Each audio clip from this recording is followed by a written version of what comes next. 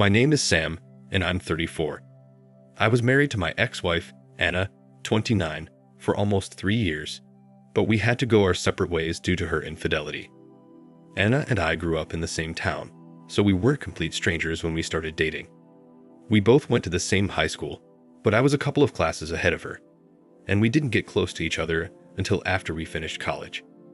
Right from time, I never wanted to leave our town for greener pastures or anything because I loved it there, and I'd always wanted to be close to the people that mattered. The same applies to Anna.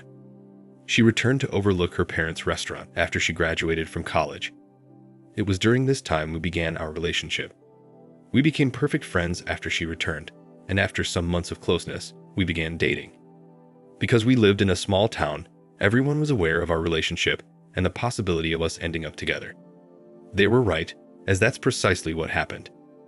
After about a year and a few months of us dating, we ended up getting married, and the wedding was beautiful. I'm an artisan, and I worked as a carpenter and earned a decent amount of money, so I gave my wife the kind of wedding she'd always wanted. It wasn't that elaborate, but it was what she wanted, and everything turned out as planned. After we got married, we went on our honeymoon, but just 2 days after we left, we had to return because her mother passed away in her sleep. It was a very tough season for the both of us as she was an only child, and I imagined how terrible she must have felt to lose her mother like that. Meanwhile, I supported her in every way I could. I grieved with her, cared for her, and was there for her at all times. It wasn't how I wanted us to start our marital journey, but since death was something no one could predict or stop, there was nothing I could do. Because of the loss, she had become a shadow of herself and lost interest in many things. My wife started coming out of her shell in the second year of our marriage after she was done with the grief of her loss. When this happened, I was so glad and looked forward to having her back. The first year had been very tough for me, and I loved her so much and didn't do anything to break our vows. I expected that our relationship and marriage would be fixed after she got over her mother's death, but that wasn't the case. I felt like she was cold to me, and even when we got intimate, I didn't feel the spark we used to have while we were dating. Most times, it felt like I was forcing myself on her, and it kept getting worse that I had to do some online research. With the result of my research, I was able to learn a lot of things and understood why she acted that way. I knew I had to give her time, and it felt like we were drifting apart the more time I gave her. I didn't enjoy the first 2 years of my marriage, but I had to stay because I expected her to get herself together sooner. One time, I even confronted her about her change in behavior and how I wasn't enjoying our marriage, but she said I was selfish and insensitive. The very annoying part was that if we went out to a wedding, a gathering, or any event we were attending, she would be very active. She would laugh at every joke and even interact with everyone like everything was cool with her. But as soon as we got home, she would change. Our marriage was getting very boring, and after constantly nagging about her attitude for weeks, I started to see a few changes. She became more active at home, spent time with me, and we started doing all the fun things we used to do as singles, but never had the opportunity to do in our marriage because of the tragedy that struck. Sincerely, her changes made me feel loved, and throughout that time, our marriage was shaky and she was grieving. I never tried to play smart with her or look at any woman in a lustful manner. Although, there were temptations, especially since I wasn't getting what I wanted from her. But I loved her so much that I avoided those temptations because I knew what a few minutes of pleasure could do to our marriage. Our home was now filled with happiness and laughter for the following months that I enjoyed her company so much. The icing on the cake was when we found out she was pregnant, which made me very excited because I was going to become a father very soon. It really meant so much to me, and I was glad I was finally having the marriage of my dreams. About 6 months after we found out she was pregnant, I decided to make things up to her. I knew her mother's death ruined our honeymoon, and even though she never mentioned it, I knew she would love to return to the same place. It was expensive, but I started saving for it 2 months after things returned to normal. After all the bookings and preparations were made, I broke the news to her, and we didn't just take it as our honeymoon, but as a romantic getaway. She really loved it, because our wedding anniversary was only a week after we returned from the getaway, and we planned on renewing our vows in front of friends and family.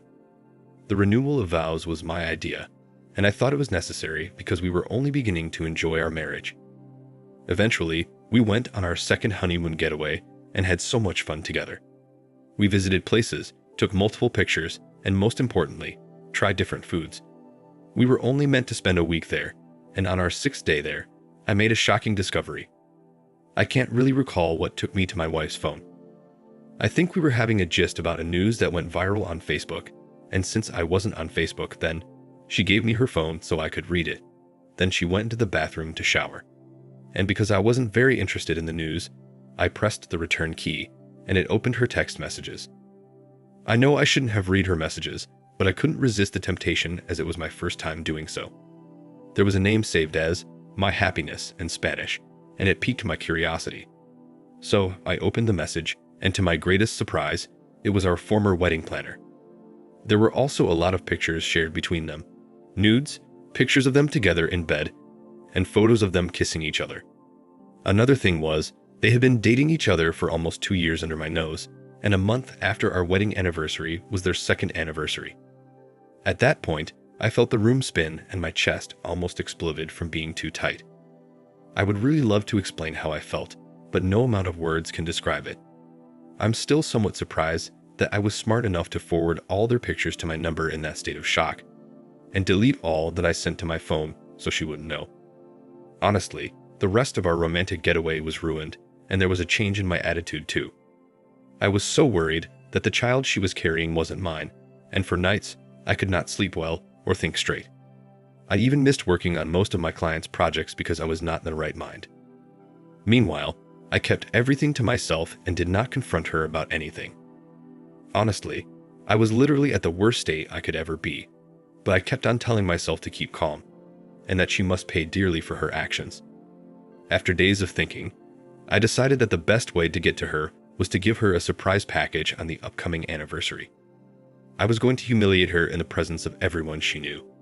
In the subsequent days, I tried my best to behave calmly, and she was so engrossed with our small renewal of vows party that she thought I was having mood swings again. The day of our anniversary finally arrived and everyone was around. We did our thing, and I was patient enough for our vows to be renewed. They didn't mean anything to me anymore. After we were done, I asked that the gifts I got for her be brought in so she could open them in front of everyone. Anyone who saw the size of the gifts could tell they were framed pictures, but I guess she thought they were pictures from our second honeymoon. I asked for the photos to be given to her so she could open it herself, and she did. Immediately she opened it, everyone gasped, and she froze. Then I opened the other ones myself. All 3 pictures were of her and our former wedding planner in bed, naked together, and a picture of them kissing each other. Funnily enough, he was also in attendance, and his wife and children were there too since we were close in some way. I felt so satisfied to see the expression of confusion and shame in their faces, and to expose my wife and embarrass her in front of everyone. Then I told her it was over between us, and I wanted nothing to do with the child she was carrying because it was obviously not mine. She cried, begged, and even said she didn't know how she entered an affair with him, but she was drawn to him because he comforted her more and didn't fake his grieving like I did. I was shocked to hear her say such because I sacrificed so much in her grief to be with her. What she said really hurt me, and it was more reason to get her out of my life. We divorced shortly after, and the whole town carried the news. The wedding planner's wife was so mad that she left him immediately, and in addition, he was forced to resign after words spread like wildfire. I never took responsibility for the pregnancy, and the wedding planner said it wasn't his until DNA evidence confirmed it was. It still hurts me whenever I remember what I got in return for being patient with my ex-wife and loving her foolishly. I still haven't healed yet, and the wound opens each time I remember it. It's been several months, and I haven't been in another relationship since then. I don't know if I will, but I'm sure I can never love another woman the way I loved her. This is my story. I don't know if I could have done things any differently, but I hope I did what was right for me at the time. Thank you for watching. Like, comment, and subscribe if you enjoyed the video. Until next time, I'll see you again. Take care.